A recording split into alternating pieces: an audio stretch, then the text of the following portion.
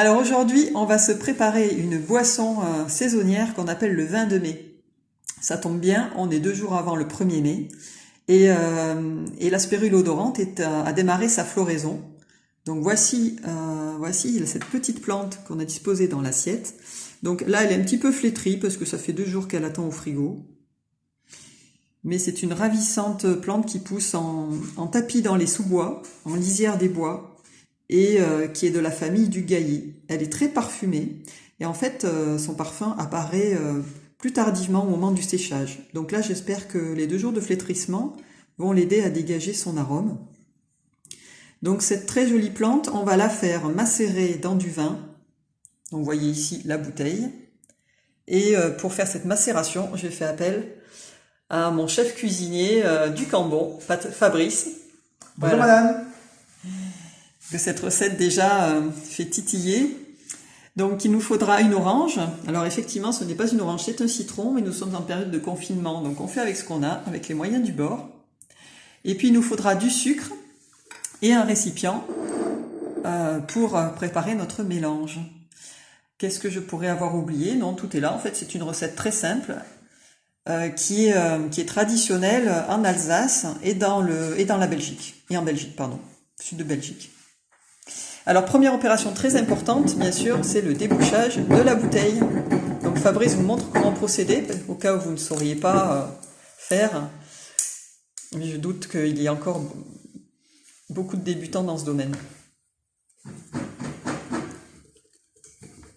Alors, au niveau du choix du vin, si vous êtes en Alsace-Lorraine, vous prendrez un vin d'Alsace. En Belgique, je ne suis pas trop au courant des crus qui poussent là-bas. Mais nous, notre cépage préféré, on va vous le montrer. Ici, ce qu'on aime, c'est le médaille d'or. Voilà. Oui, parce qu'il faut vous dire qu'on est en Auvergne, donc forcément, on a de grandes exigences sur la qualité du vin. Vous pouvez réaliser ça donc avec un vin de chez vous, un vin blanc. Et c'est un mélange qui, au terme de la macération, normalement va pétiller, un petit peu comme le cidre. Alors nous, on est un peu pressés. Donc, on va pas faire traîner la macération, on va juste faire macérer pendant 48 heures.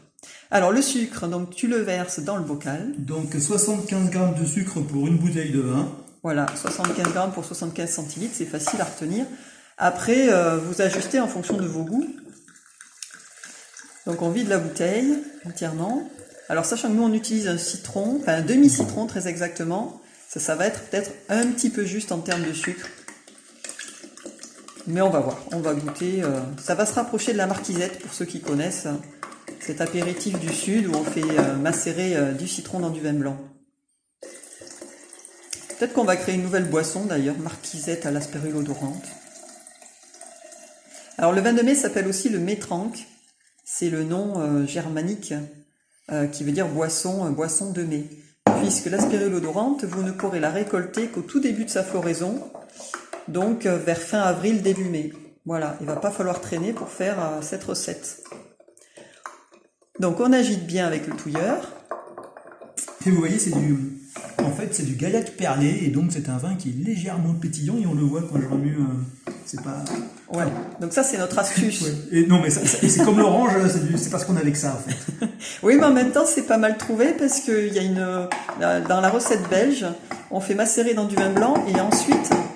À la fin de la macération, on sert avec du vin pétillant. Donc on fait un cocktail crémant vin de mai. Donc là, nous, notre cocktail, il est d'emblée réalisé puisque c'est du vin pétillant, semi-pétillant, on va dire. Okay. Alors un demi-citron recoupé en rondelles.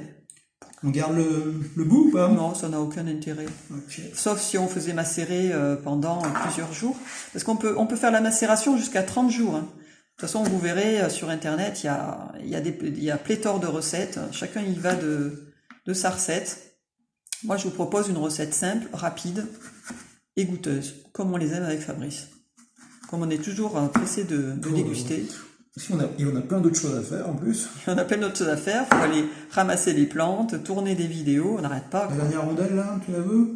Allez, mets tout. Si ça rentre, on met tout. Ok.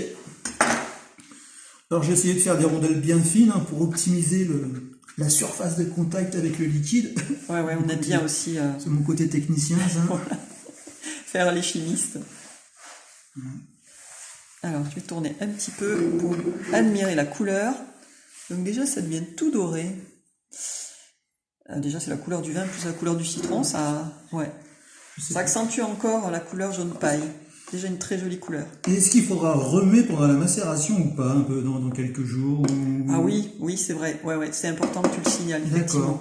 Il faut bien remuer. Donc pour les impatients, vous pourrez aller voir les gamelles et remuer et non pas goûter. Hein. Remuer. Bon, vous pouvez goûter aussi, mais vous verrez pas grand changement avant moins 48 heures. Allez, vas-y. Donc après le citron, l'herbe. L'herbe. Alors l'herbe, c'est les sommités fleuries. Donc les sommités fleuries, il y en a qui sont un peu longues. Voilà, c'est un peu ramollo. Donc c'est les fleurs avec une paire de feuilles. En fait, c'est un verticille de feuilles. Voilà, un étage de feuilles. Et ça fait à peu près 15 cm. Quoi. Ouais, celle-ci est un peu longue. Celle-ci est échappée, il n'y a même pas de fleurs. Ok, toutes les autres. Alors normalement, c'est une bonne poignée. Voilà, une bonne poignée de fleurs. Vous pouvez en mettre moins. Je sais qu'il y en a qui en mettent beaucoup plus. Voilà, moi j'ai pris une bonne poignée pour 75 centilitres de vin. Et on va donc enfoncer tout ça bien mouiller le mélange, voilà. Et regardez comme c'est joli déjà de voir ces belles fleurs flotter au milieu des rondelles de citron. C'est assez joli, effectivement.